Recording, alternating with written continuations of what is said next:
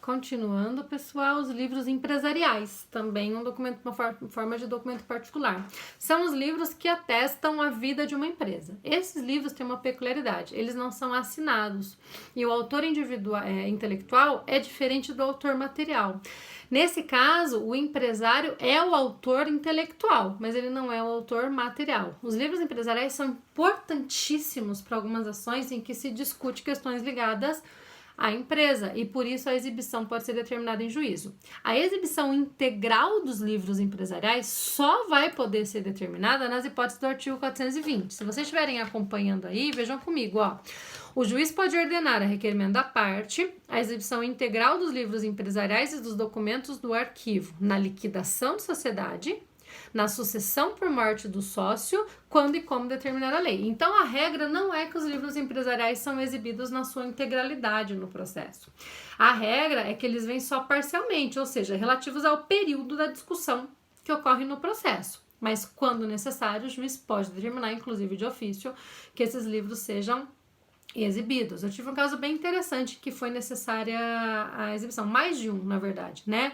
Um deles tinha a ver com a instalação, acho que até já contei esse caso para vocês, a instalação de uma rede de internet, uma rede que ligaria a sede de uma empresa com as suas filiais. Tá? Houve uma contratação dessa empresa para uma empresa de telecomunicações e a alegação da empresa é que a empresa de telecomunicações não teria cumprido o contrato, não teria então executado o serviço, e a empresa de telecomunicações, que era quem eu defendia, dizia que ela tinha sim iniciado a instalação, porém a empresa não arcou com uma série de questões que precisava arcar, compra de equipamentos, instalações de rede elétrica, etc, que precisava fazer, e por isso ela tornou inviável a continuidade do serviço, tá?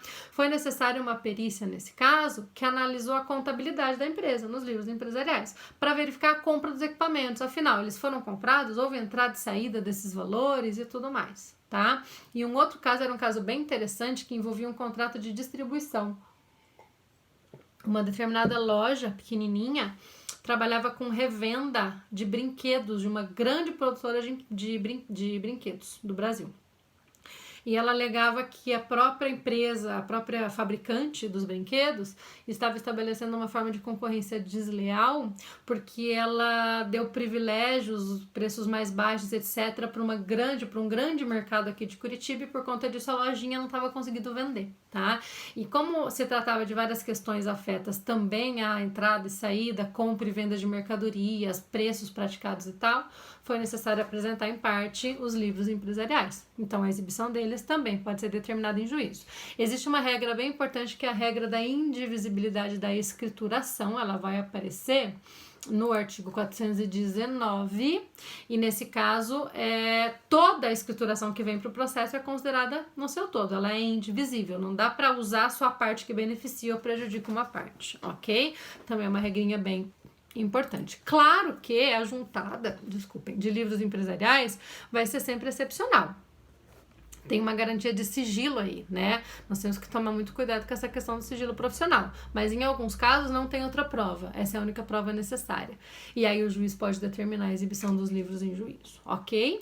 Os documentos particulares podem ser reproduzidos, existem alguns critérios para isso, a reprodução quase sempre vai ser mecânica, né? Tá lá tudo previsto no 422, mas também pode ser por simples traslado, né? Muitas vezes os documentos podem ser reproduzidos por uma certidão, uma declaração dada da autenticidade, da veracidade desse documento, tá?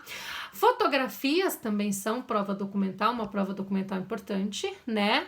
Hoje em dia nós não temos mais fotografias que não sejam digitais, né? Na época do negativo, a gente tinha que ter o negativo para servir de prova, mas agora a fotografia é digital ou mesmo tirada do computador, da internet, né? Nesse caso, precisa ter autenticação eletrônica, caso essa fotografia seja impugnada, ou ela vai ter que passar por uma perícia para verificar a autenticidade, ok? Também é muito importante isso. Nós produzimos muitas provas por meio de fotos, né? Eu tinha muitas ações de acessibilidade em agências bancárias para verificar se o banco tem piso podotátil, se ele instalou caixa eletrônico para pessoas portadoras de deficiência, enfim, isso tudo muitas vezes a gente provava por fotos. A foto é juntada. Se eventualmente alguém contesta, impugna a autenticidade da foto, aí nós vamos ter que juntar a autenticação eletrônica, fazer uma perícia na foto e etc. Ok? A mesma coisa vale para vídeo, por exemplo, né? Dá para chamar lá o detetive do Fantástico, né? Também, aquele carinha lá que identifica se os vídeos são verdadeiros ou não. Na verdade, aquilo não é nada mais, nada menos do que uma perícia sobre esses vídeos, né, gente? É muito importante hoje em dia nós falarmos em documentos eletrônicos, né? O código foi muito tímido nos documentos eletrônicos, ele estabeleceu lá logo 3 artiguinhos para falar dos documentos eletrônicos e ele tratou da reprodução dos documentos eletrônicos, dizendo que a gente tem que, para juntar o documento num processo convencional, converter o documento eletrônico na sua forma impressa, tá? Para juntar esse documento. Claro que a autenticidade desse documento eletrônico vai poder sempre ser questionada e vai depender muitas vezes da autenticação eletrônica, de uma perícia, enfim, para nós conseguirmos averiguar a autenticidade. É bem importante lembrarmos também da Lei 11.419 de 2006, que regulamenta o processo eletrônico e traz algumas normas importantes sobre o documento eletrônico. E o fax, que vem regulamentado especificamente na Lei 9.800 de 99, cada vez menos utilizado, mas que também pode ser uma prova. O problema do fax é que ele desaparece, né?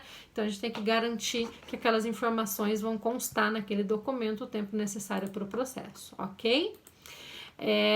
Sempre, pessoal, a regra vai ser que um documento vai ser considerado autêntico até que se impugne a sua autenticidade e vai ser considerado verdadeiro até que se impugne a sua veracidade, tá? Aí nós já começamos a entrar no tema dos vícios dos documentos, tá? E aí eu posso falar de documentos que contenham vícios simples, então um documento pode ter um borrão, pode ter uma rasura, pode ter um rabisco em cima de alguma parte essencial para a compreensão da controvérsia, e isso não invalida automaticamente o documento. O juiz pode simplesmente decidir se aquele borrão, aquela marca é em parte essencial do documento. Sendo em parte essencial do documento, ele pode mandar, inclusive, desentranhar o documento e não aceitar o documento. Mas se ainda assim o documento for preservado e for possível a sua utilização, nada impede que ele seja utilizado, ok? Agora, outra coisa é a falsidade documental. A falsidade documental pode sim ensejar a instauração, inclusive, de uma espécie de incidente no processo, amanhã nós vamos falar melhor disso, né, para se questionar se aquela declaração ou se aquele documento em si é falso ou é verdadeiro e por isso pode permanecer no processo. Mas é claro, nós não vamos presumir a falsidade de um documento. Nós presumimos que o documento é verdadeiro, que a declaração é verdadeira, que o documento é autêntico. Uma vez impugnado o documento, aí é que se abre a necessidade de se averiguar se aquele documento é falso ou não, se aquele documento é autêntico ou não. E para isso nós temos algumas regrinhas especiais e alguns procedimentos também especiais que veremos na aula de amanhã, ok? Por hoje é só. Ficamos aqui então com essa parte geral da prova documental. Amanhã às 8 horas nos encontramos no nosso chat com todas as dúvidas que vocês tenham dessa aula e da aula da semana passada, para fazermos aí várias discussões sobre essas questões. Ok, pessoal? Boa noite e até amanhã.